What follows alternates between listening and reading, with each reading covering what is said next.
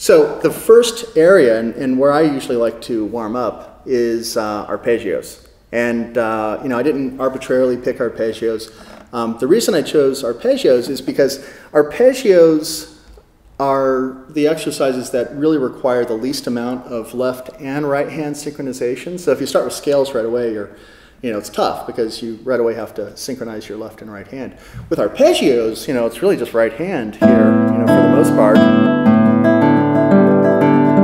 you can warm up your right hand, and for me, it's always harder to warm up my right hand than my left. My left hand takes a little less time to get going. My right hand can get really stiff if haven't played in a while, or just one of those days. So what do you do for arpeggios? Well, obviously you've got so many great exercises out there for arpeggios. Highly recommend Giuliani's Opus 1. But if you've been doing those for a while and you're kind of bored with them, I'd like to make another suggestion. Moretti is sort of a contemporary of Giuliani, and I don't think he gets enough attention. He wrote 60 arpeggios, sort of similar to what Giuliani did, but they're structured a little bit different. And, just a C major chord, so not the C and G7 chords. So, just have one chord. So, what do you do when you're practicing arpeggios? And I'm going to talk about Moretti, which, by the way, start on page 71 in my book, Classical Guitar Complete, Volume 1. So, putting the C major chord down here. You don't really need to do that, like for instance to play, Etude 1 there. If your left hand's getting tired, I really don't see too much of a problem with just, playing right hand alone. It's really not a big deal. A lot of people practice the Giulianis, they get tired of that, C, G7, C, G7. So they just do it right hand alone. But, I'll do it here with the C major chord just for now, but I just want to let you know, I don't always practice it that way. Okay, so the first exercise here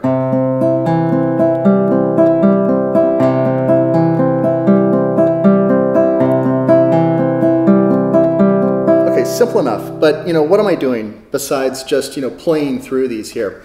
Well, the first thing I think about is relaxing my hand. I want to make sure that my hand is in position, and I didn't mention it, but you might even want to stretch physically before you play. I like to do little exercises to stretch out my forearms, things like that. Also my back. You might think I was about to go jogging before I practice, seeing all the stretches that I do. But so let's assume we've done that. And then I sit down to start going through the first, dozen or so Moretti arpeggios here. Now I go slow, and I'm a real believer in planting. Okay, so let me explain planting a little bit more. I'm starting to talk about it here, but I want to make sure that it's completely understood, because there's a lot of, sort of misinformation out there about planting. Some people are really, they get hot under the collar when you start talking about planting. So just the basic kind of plant here is the full plant that you could easily start with. An easy way to do it is with the PIMA arpeggio. What I like to teach my students is just start with PIMA all kind of down on the strings. Maybe put the thumb on the 5th string, then IMA on 3, 2, and 1. They're all on the string, you're feeling it, that's the full plant. Then what I do is I kind of peel away each one there. And then as soon as I pluck that A finger, my thumb immediately goes back to plant. So let me show you that again. So you see how that worked? Now what I'm going to do is I'm going to pluck thumb and plant I, M, and A all at the same time. So that's the move.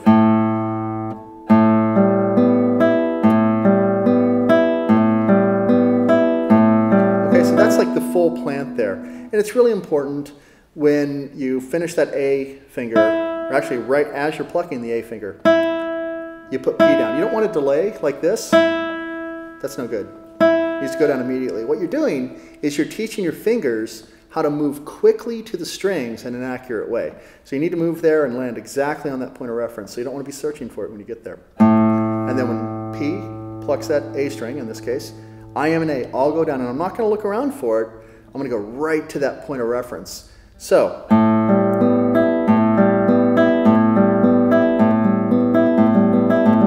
as you speed up, those plants will kind of disappear. But what I'm actually doing is I'm moving into a sequential plant. So let me show you what the sequential plant is as opposed to the full plant. With the sequential plant, if I'm doing that same PIMA arpeggio there, and you could apply this to all the different arpeggios, PIM, PIA, you know, whatever. As P plucks, I immediately goes down. As I plucks, M immediately goes down. While M is plucking, A immediately goes down. So you always have a finger on a string. And as I said, as you speed up, they kind of disappear. You don't really hear them anymore. So it won't cause you to play choppy.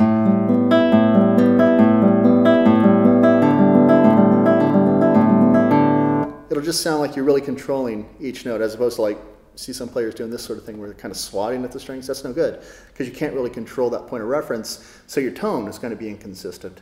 Now, one sort of final point on this here is, as you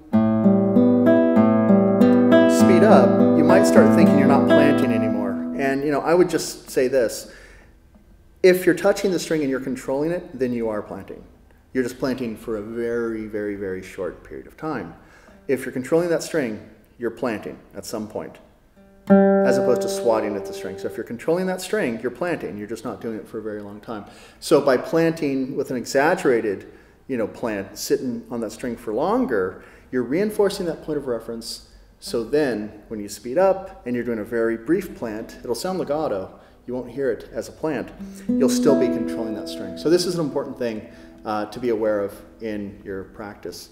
So again, planting, I know it's somewhat controversial, but I think it's almost a matter of just, you know, semantics here, where, you know, people are just maybe defining planting in a slightly different way. I think some people plant and they don't really think they're planting. But anyway. Okay, so take an arpeggio, again, like Moretti #1 here.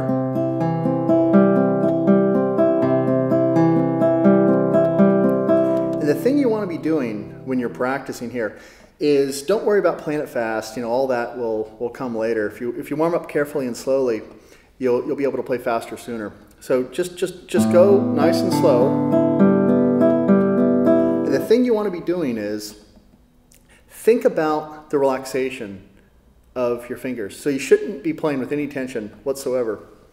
There's actually a technique called the play-relax technique. Let me show you a little bit about how that works here.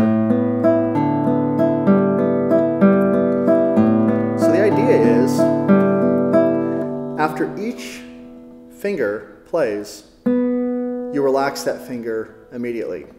So, you know, say like take the I finger here, you apply a little bit of pressure, point of reference, feel that, follow through, always from the big knuckle joint here. And then here's the secret. Don't kick the finger back out like a lot of players do. Don't bring it back out like that. Relax it, and it'll come back out all on its own.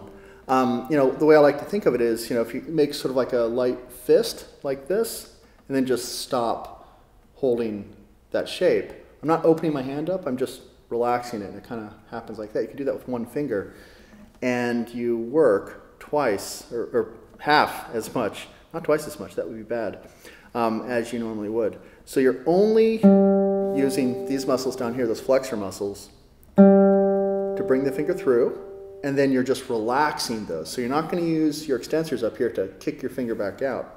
You do that with each of your fingers. You know, if you look at my A finger here, see how fast that sort of like pops back into place there. I couldn't bring that back into that position that fast if I wanted to. So what I've done is I've gotten really good at following through and then immediately relaxing. My finger just sort of like springs back into place there. This is one of the secrets of the right hand that everybody should be aware of and should be your goal when you practice. So when I'm practicing arpeggio,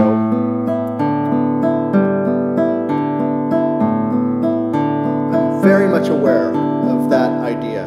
So I'm relaxing my fingers between, I'm planting to feel that point of reference, and then then I go through all the various, exercises. And the other thing I think it's important to point out, whether you're doing Giuliani 120 or you're doing the Moretti 60, whatever it might be, or maybe you're doing, one of the more contemporary ones, Dusan Bogdanovich, the polyrhythmic studies are super cool, Calavaro, maybe you're doing, I don't know, Targa, there are tons of arpeggio studies out there.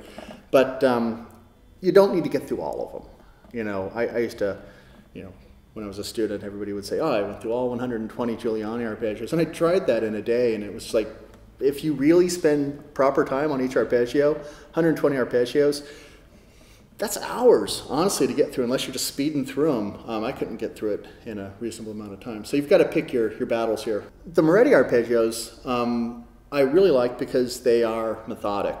They're not arbitrary. And let me just show you the first 10 or so here. I'll do them pretty quick. This is the Cliff Notes version, like I said.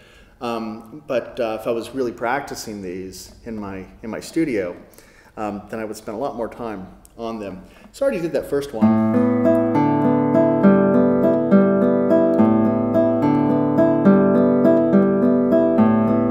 Okay, so play relax, really thinking about the fingers there.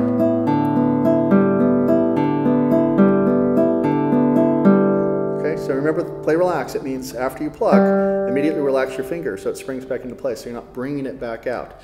Save you a ton of work. So that's a pretty good start, PIM. Then, number 2,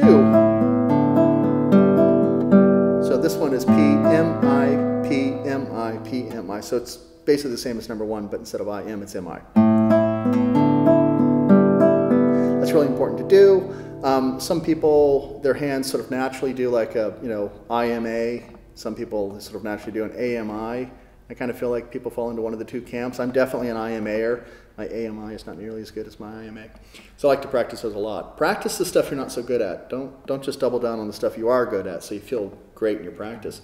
Practice the stuff that doesn't make you feel very good about yourself. That's how you get better. Number 3, start to bring the A finger in here, PIA. Sometimes I might do some little bursts there just to kind of test the waters, see what kind of day it's going to be. Then AI, so the reverse.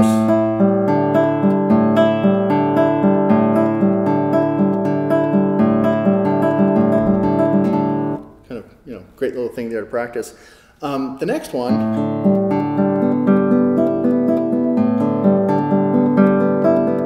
this one's great because it starts to bring a little bit of elbow pivot into the equation here. So you have to move from here to here to here.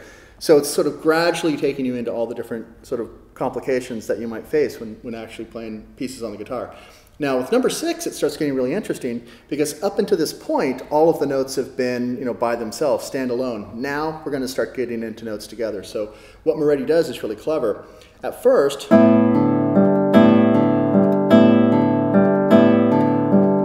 have this P, M, and A on the top 2 strings, and then I on the 3rd. So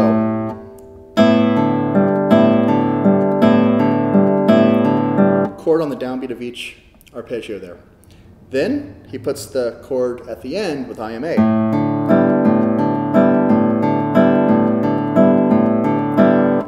Then what he does, he puts the chord in the middle.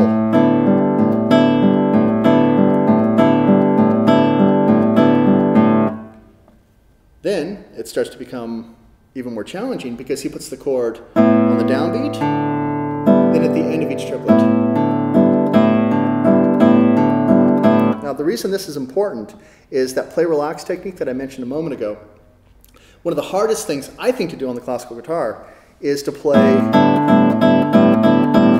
block chords back to back because you're not able to alternate fingers the way we do with scales or with single note arpeggios.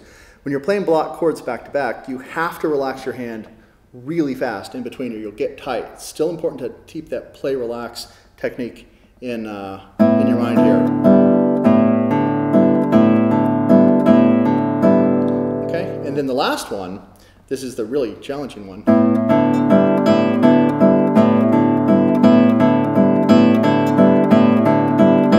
So there, you're playing just straight chords, back to back. And again, I think that's one of the hardest things to do on the classical guitar because you have to play and then immediately relax your hand. You can't just tighten up through the whole thing.